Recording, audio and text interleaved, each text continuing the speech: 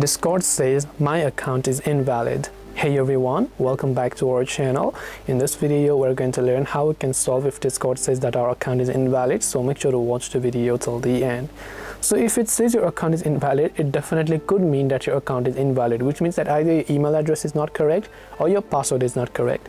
So you can tap on login and just try to log in, and if your details are correct, because you should be able to log in, but if it's not being able to log in, it's the issue with your credentials.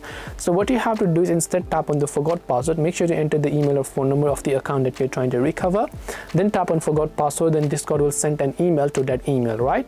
So I'll just go ahead and open up my email real quick. Then you will receive an email address like this that says password reset request for Discord. So once you select that reset request, now you can tap on reset password. Then it will take you to the new page where you can simply change your password by entering a new password and tap on change password. Then come back to Discord and log in using your new password instead.